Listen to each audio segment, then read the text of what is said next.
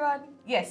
അപ്പോൾ പുതിയൊരു academic year start ചെയ്തിരിക്കുകയാണ്. അപ്പോൾ 7ാം ക്ലാസ്സിൽ നിന്ന് 8ലേക്ക് എത്തിയവർക്ക് വലിയൊരു ചേഞ്ച് ആണ്. ഇനി അതേപോലെ തന്നെ 9th ഉള്ളവർക്കാണെന്നുണ്ടെങ്കിൽ ടെക്സ്റ്റ് ബുക്കിൽ മാറ്റം മാറി, നമ്മുടെ എക്സാം പാറ്റേൺ മേ ബി മാറാം. ഈവൻ ആ കുട്ടികൾക്ക് റെഫർ ചെയ്യാൻ ഒരു ക്വസ്റ്റ്യൻ പേപ്പർ പോലും ഇല്ല. അപ്പോൾ അങ്ങനെ ഒരുപാട് ചാലഞ്ചസ് ഉണ്ട്. അതേപോലെ 10th എത്തിയ മക്കളാണെങ്കിൽ ഒരു ക്രൂഷ്യൽ സ്റ്റേജ് ആണ്. അതായത് അവർക്ക് മിനിമൽ മാർക്ക് ഉണ്ടെങ്കിൽ മാത്രമേ പാസ്സാകാൻ പറ്റൂ എന്നുള്ള ഒരു പുതിയ പരീക്ഷണം കൂടെ വരാൻ പോവാണ്. അപ്പോൾ ഇങ്ങനെ ഹൈസ്കൂളിൽ എത്തിയവർക്ക് ഒരുപാട് മാറ്റങ്ങളുണ്ട്. പക്ഷേ ഈ മാറ്റങ്ങളൊക്കെ നമ്മൾ ഫേസ് ചെയ്യും, നമ്മൾ ഓവർകം ചെയ്യും. അങ്ങനെ മുന്നോട്ട് പോകണമെങ്കിൽ എന്തുണ്ടായിരിക്കണം? നമ്മളൊരു ലേണിംഗ് സ്റ്റൈലിനോട് നമ്മൾ അഡാപ്റ്റ് ചെയ്യണം, അല്ലെ? നമ്മളൊരു ലേണിംഗ് സ്റ്റൈൽ നമ്മൾ എന്ത് ചെയ്യണം? നമ്മൾ ഉണ്ടാക്കിയെടുക്കണം. അത് പലർക്കും പല പോലെ ആയിരിക്കും. ഇപ്പൊ എല്ലാവരും പഠിക്കുന്ന രീതി എന്ന് പറയുന്നത് ഒരുപോലെ ആയിരിക്കില്ല, ഡിഫറെന്റ് ആയിരിക്കും.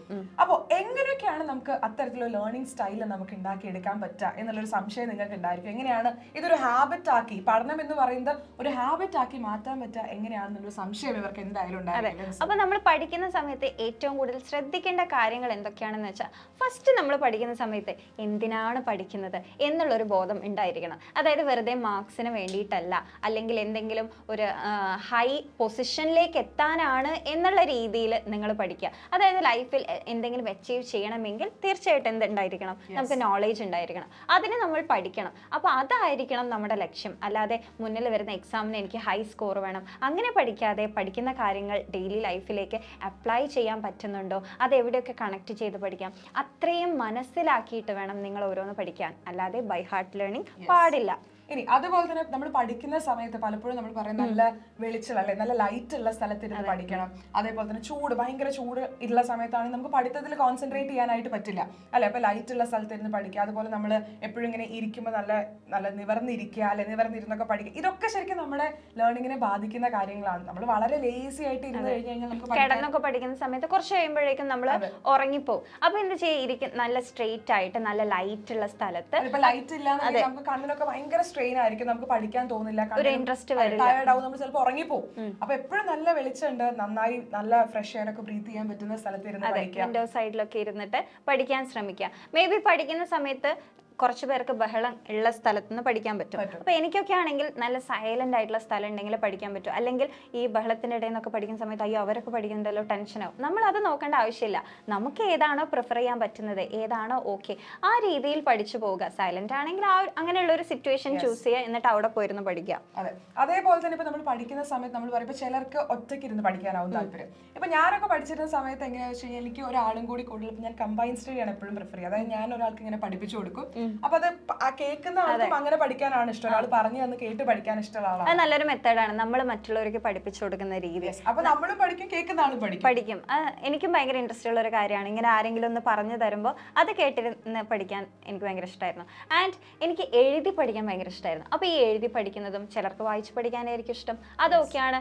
മേ ബി പഠിക്കുന്ന സമയത്ത് ചിലർ ഷോർട്ട് നോട്ട്സ് കീപ്പ് ചെയ്യും, അത് പിന്നെ റിവൈസ് ചെയ്ത് പഠിക്കും. അതും നല്ലൊരു മെത്തേഡാണ്. ഇതൊന്നും ചെയ്യാൻ താല്പര്യമില്ല, ഞാൻ ടെക്സ്റ്റ് വായിച്ചോളും എന്നുള്ളതും ഓക്കെയാണ്. പക്ഷെ നിങ്ങൾ ചൂസ് ചെയ്യുന്ന മെത്തേഡ് എഫക്റ്റീവ് ആണോ, നിങ്ങൾ ചൂസ് ചെയ്ത ആ ഒരു മെത്തേഡിലൂടെ നിങ്ങൾ പഠിക്കുന്ന കാര്യങ്ങൾ നിങ്ങൾക്ക് ബ്രെയിനിലേക്ക് സ്റ്റോർ ആവുന്നുണ്ടോ എന്നുള്ളത്. വേറൊരാൾ ഇങ്ങനെ പഠിക്കുന്നുണ്ട്, ഞാൻ അങ്ങനെ പഠിച്ചില്ലെങ്കിൽ എനിക്ക് മാർക്ക് കിട്ടില്ല, അങ്ങനെയൊന്നും വിചാരിക്കണം. നമുക്ക് കംഫർട്ടബിൾ ആയിട്ടുള്ള, നമുക്ക് പഠിക്കാൻ പറ്റുന്ന രീതി ഏതാണെന്ന് നമ്മൾ തന്നെ മനസ്സിലാക്കുക. ആ രീതി നമ്മൾ എന്ത് ചെയ്യാം, നമ്മൾ ഫോളോ ചെയ്യാനായിട്ട് ശ്രദ്ധിക്കുക. അതെ, മിസ്സിന് രാത്രി പഠിക്കാനാണ് ഇഷ്ടം, രാവിലെ പഠിക്കാൻ? ഞാൻ കുറച്ചുകൂടി രാത്രി ഇരുന്ന് പഠിക്കാൻ ഇഷ്ടപ്പെടുന്ന ആളാണ്. എനിക്കും രാത്രി പഠിക്കാനാണ് ഇഷ്ടം, രാവിലെ എണീക്കാൻ മടിയാണ്. അപ്പോൾ എന്ത് ചെയ്യാം, നിങ്ങൾക്ക് രാത്രിയാണോ രാവിലെയാണോ ഏതാണോ ഓക്കെ അത് ചൂസ് ചെയ്യുക, എന്നിട്ട് പഠിക്കുക. ഈ പറഞ്ഞതുപോലെ ആ സമയത്ത് പഠിക്കുന്നുണ്ട്, അല്ലാതെ പാരന്റ്സിന്റെ നിർബന്ധത്തിന് രാവിലെ വെറുതെ എണീക്കുന്നു എന്നിട്ട് അവരെ കാണിക്കാൻ മാത്രം ബുക്കിന്റെ മുന്നിൽ ഇരിക്കുന്നു, അതുകൊണ്ടൊരു കാര്യമില്ല. നിങ്ങൾക്ക് ഏതാണോ ഓക്കെ അത് ചൂസ് ചെയ്ത്. രാത്രി ആവുന്ന സമയത്ത് പ്രത്യേകിച്ച് ഒരു 10 മണിക്ക് ശേഷമൊക്കെ ആകുമ്പോൾ എല്ലാവരും ഉറങ്ങി കഴിഞ്ഞ് കഴിഞ്ഞാൽ കുറച്ചും കൂടി ഒരു കാം ആയിട്ടുള്ള അറ്റ്മോസ്ഫിയർ ആയിരിക്കും, ശബ്ദമൊന്നുമില്ല. അപ്പൊ ആ സമയത്ത് ഇരുന്ന് പഠിച്ചു കഴിഞ്ഞാൽ കുറച്ചും കൂടി പ്രൊഡക്റ്റീവ് ആവും. അപ്പൊ നമ്മൾ പ്രൊഡക്റ്റീവ് ആവുന്ന സമയം ഏതാണെന്ന് നമുക്ക് തന്നെ അറിയുന്നുണ്ടാവും. അപ്പൊ ആ സമയം ഏതാണെന്ന് നോക്കി നമ്മൾ കണ്ടെത്തുക എന്നുള്ളതാണ് ഭയങ്കര ഇമ്പോർട്ടന്റ്. യെസ്, ഇപ്പൊ എന്റെ ഒരു ഫ്രണ്ട് ഒക്കെ ഉണ്ടായിരുന്നു, അയാൾ ഞാൻ പഠിച്ചു കഴിഞ്ഞ് കിടക്കാൻ നേരം ആകുമ്പോഴേക്കും അയാൾ എഴുന്നേക്കും പഠിക്കാനായിട്ട്. അപ്പോൾ പക്ഷെ ആ സമയത്ത് നമ്മൾ ടെൻഷൻ അടിച്ചോണ്ട് കാര്യമില്ല, അത് ഓരോരുത്തരുടെ രീതിയാണ്. അയാൾക്ക് നേരത്തെ എഴുന്നേറ്റ് പഠിക്കാനാണ് ഇഷ്ടം, എനിക്ക് കുറച്ച് ഇങ്ങനെ രാത്രി ഇരുന്ന് പഠിച്ച് കുറച്ച് അങ്ങനെ പഠിച്ചാലാണ് എനിക്ക് കുറച്ചും കൂടി എഫക്റ്റീവ് ആയിട്ട് ഈ തോന്നാറുള്ളത്. പഠിക്കുന്ന സമയത്ത് അതേപോലെ നമ്മൾ ബുദ്ധിമുട്ടിക്കുന്നതാണ് പലതരം തോട്ട്സ് വരും, നമ്മളിങ്ങനെ ഡിസ്ട്രാക്ട് ചെയ്തുകൊണ്ടിരിക്കുക. മേ ബി നമ്മൾ ഒരു വിൻഡോ സൈഡിൽ ഇരുന്ന് പിന്നെ വല്ല കിളികളെയും പക്ഷികളെയും നോക്കി ആ വഴിക്ക് ചിന്തിച്ചു പോകും. അപ്പോൾ അത് ഒഴിവാക്കി ഡിസ്ട്രാക്ട് ചെയ്യുന്ന കാര്യങ്ങളൊക്കെ നമ്മൾ അവോയ്ഡ് ചെയ്യാൻ ശ്രമിക്കണം. അതിൽ ഏറ്റവും വലിയ ഒന്നാണ് മൊബൈൽ ഫോൺ. നമുക്ക് മൊബൈലിൽ എപ്പോഴും നമ്മൾ ചിലർ പലരും വീഡിയോസ് കണ്ട് പഠിക്കുന്ന ആൾക്കാരായിരിക്കും. അപ്പൊ വീഡിയോസ് കാണുമ്പോഴാവും പെട്ടെന്ന് വേറെ എന്തെങ്കിലും സജഷൻ സ്ക്രോൾ ചെയ്ത് അത് ക്ലിക്ക് ചെയ്ത് പിന്നെ നമ്മൾ പഠനത്തിൽ നിന്ന് വേറെ എങ്ങോട്ടൊക്കെയോ എത്തും. അപ്പൊ എന്ത് ചെയ്യാ, അത്തരത്തിലുള്ള ഡിസ്ട്രാക്ഷൻസ് ഒഴിവാക്കാനായിട്ട് ശ്രമിക്കുക. നമുക്ക് അതിനായിട്ടൊരു സമയം കണ്ടെത്താം. നിങ്ങൾ പഠിക്കുന്ന സമയത്ത് ഒരു അരമണിക്കൂർ അല്ലെങ്കിൽ ഒരു 40 മിനിറ്റ്സ് നിങ്ങൾ പഠിച്ചു കഴിഞ്ഞാൽ നിങ്ങൾ എന്ത് ചെയ്യുക, ഞാൻ 40 മിനിറ്റ്സ് പഠിക്കും, പിന്നെ ഞാൻ ഒരു 10 മിനിറ്റ്സ് ബ്രേക്ക് എടുക്കും. അപ്പൊ ആ 10 മിനിറ്റിൽ നിങ്ങൾക്ക് എന്ത് ചെയ്യാം, നിങ്ങൾക്ക് ഫോൺ നോക്കാം, അല്ലെങ്കിൽ നിങ്ങൾക്ക് ഒന്ന് നടന്നു വരാം, ഇത്തിരി വെള്ളം കുടിച്ചു വരാം, ആരോടെങ്കിലും സംസാരിച്ച് വരാം. അപ്പൊ തന്നെ എന്താ, അങ്ങനെ ഒരു ടൈമർ വെച്ച് പഠിക്കുന്നതായിരിക്കും നല്ലത്. ഞാൻ ഇത്ര ടൈം പഠിക്കും, പക്ഷെ ആ ടൈം എഫക്റ്റീവ് ആണ്, എന്നിട്ട് മാത്രം ഒരു ബ്രേക്ക് എടുക്കുക. അങ്ങനെ ബ്രേക്ക് എടുത്ത് അങ്ങനെ അടുത്ത ഷിഫ്റ്റിലേക്ക് ഇരുന്ന് അങ്ങനെ പഠിക്കുക. അല്ലാതെ കുറേ സമയം ഇങ്ങനെ കണ്ടിന്യൂസ് ആയിട്ട് ഇരുന്നാൽ ഒരു എഫക്റ്റീവ്നെസ് ഉണ്ടാവുമെന്ന് തോന്നുന്നില്ല. അപ്പൊ നമ്മൾ ഇങ്ങനെ പഠിക്കുന്ന സമയത്ത് നമ്മൾ കുറച്ച് റെസ്റ്റ് ചെയ്തു, ഓക്കെ അടുത്ത പഠിക്കുന്നു, റെസ്റ്റ് ചെയ്തു, അങ്ങനെ പഠിക്കാൻ ശ്രമിക്കുന്നത് എത്ര നേരം പഠിച്ചു എന്നുള്ളതിനപ്പുറം നമ്മൾ പഠിക്കുന്ന സമയം നമ്മൾ കൃത്യമായിട്ട് എഫക്റ്റീവ് ആയിട്ട് പഠിക്കുന്നുണ്ടോ എന്നുള്ളതാണ് നമ്മൾ നോക്കേണ്ടത്. അപ്പൊ എനിക്ക് തോന്നുന്നു ഇത്തരത്തിലുള്ള കാര്യങ്ങളൊക്കെ തന്നെ നമ്മൾ ഫോളോ ചെയ്ത് കഴിഞ്ഞാൽ ഇതൊക്കെ നമ്മുടെ ഒരു ഹാബിറ്റായി മാറും. അല്ല, ഇപ്പൊ നമ്മൾ പറയുന്ന പോലെ രാവിലെ നമ്മൾ എഴുന്നേറ്റ് ബ്രഷ് ചെയ്തിട്ടില്ല എന്നുണ്ടെങ്കിൽ നമുക്ക് എപ്പോഴും തോന്നും, അയ്യോ ഞാൻ ബ്രഷ് ചെയ്തിട്ടില്ല കാരണം അത് നമ്മുടെ ഒരു ഹാബിറ്റ് ആണ്.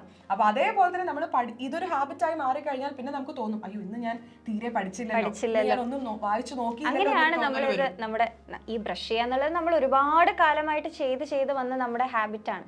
അതേപോലെ എന്ത് ചെയ്യുക, പഠിക്കുന്നതും ഡെയിലി അന്നന്ന് എടുക്കുന്ന കാര്യങ്ങൾ ജസ്റ്റ് അന്നന്ന് പഠിച്ചില്ലെങ്കിലും ഒന്ന് വായിക്കുക. നമ്മൾ രാവിലെ ക്ലാസ്സിൽ നിന്ന് ടീച്ചേഴ്സ് പറഞ്ഞത് കേട്ടു, അത് കഴിഞ്ഞ് ഒന്നുകൂടെ വായിക്കുന്ന സമയത്ത് നമ്മൾ 2 തവണ കേൾക്കുമ്പോൾ, നമ്മൾ മൂവീസ് ഒക്കെ 2 തവണ കാണുമ്പോഴേക്കും അതിലുള്ള ഡയലോഗ്സ് ഒക്കെ പഠിച്ച് പിന്നെ അത് പറയുന്നില്ലേ, അതേപോലെ തന്നെയാണ് നമ്മൾ പഠിക്കുന്ന രീതി. 1-2 തവണ വായിച്ചാൽ നമുക്കത് സ്റ്റോർ ആവുന്നതേ ഉള്ളൂ.